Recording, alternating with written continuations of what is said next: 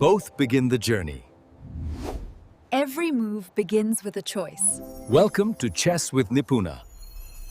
Today, I'll guide you through one of the most elegant endings in chess, the knight and bishop's checkmate. Checkmating with bishop and knight, a two-principle technique. When your opponent is left with only the king, and you possess a bishop and a knight, checkmate is possible, but it requires precision and patience. The technique rests on two fundamental principles. 1. Restrict the opponent king's mobility. Use your king, bishop, and knight in coordination to gradually reduce the space available to the enemy king. Each piece plays a vital role in controlling key squares and guiding the opposing king toward the desired corner. 2. Drive the king to the correct corner.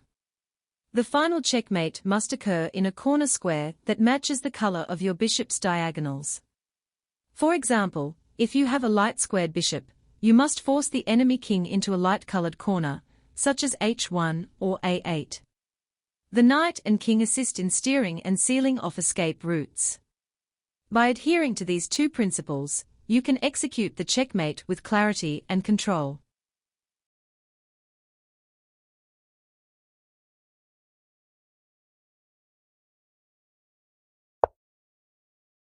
At this stage, the black king is unable to access the d5 square.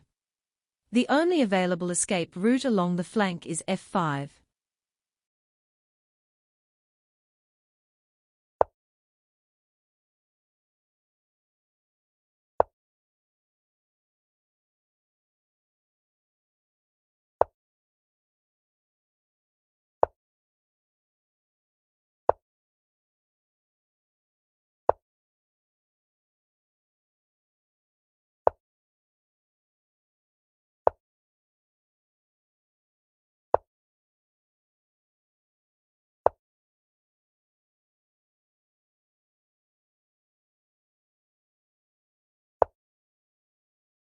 At this stage, white must formulate a plan to guide the black king toward the h1 corner, which matches the color of the bishop's square.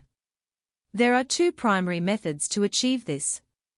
The first involves repositioning the knight to g6, thereby restricting the black king's movement from h8. Following this, white may execute an intermediate maneuver by placing the bishop on any square along the a2-g8 diagonal, excluding g8 itself. This sequence compels the black king to step onto h6. Once this occurs, white can then reposition the bishop to g8, effectively sealing off the h7 square. As a result, the black king is forced to retreat to h5, continuing the path toward the final mating net.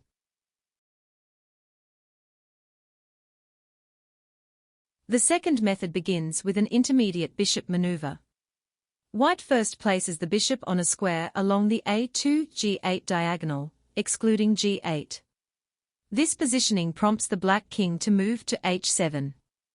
At this point, white repositions the knight to g6, effectively sealing off the h8 square.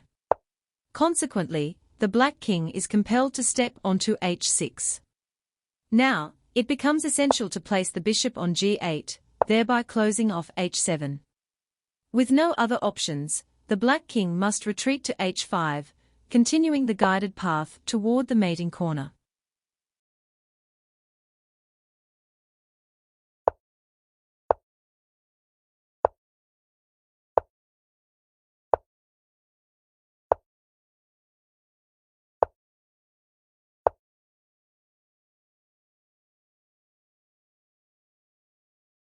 We now enter technique number 3, known as the knight dance.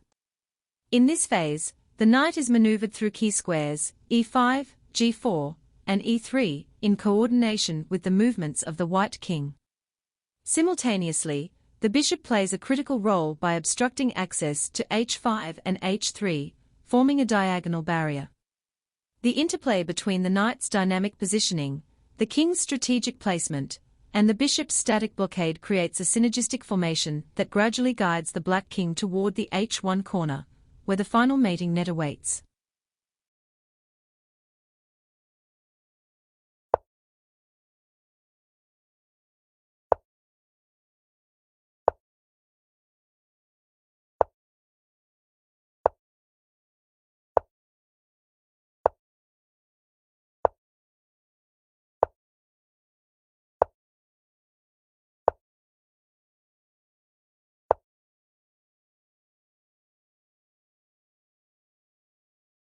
We now commence technique number 4, which introduces a variation in the knight dance pattern.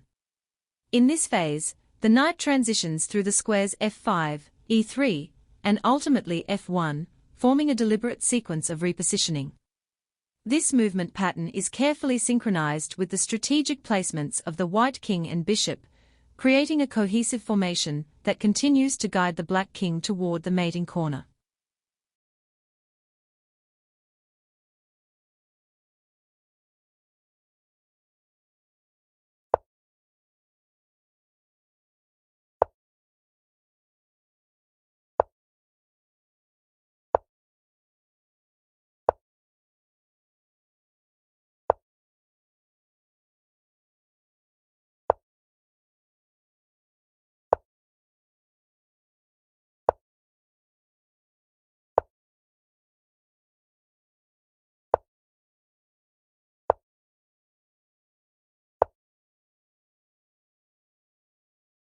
To checkmate with a knight and bishop, we must guide the enemy king to the correct corner, the one that matches our bishop's color.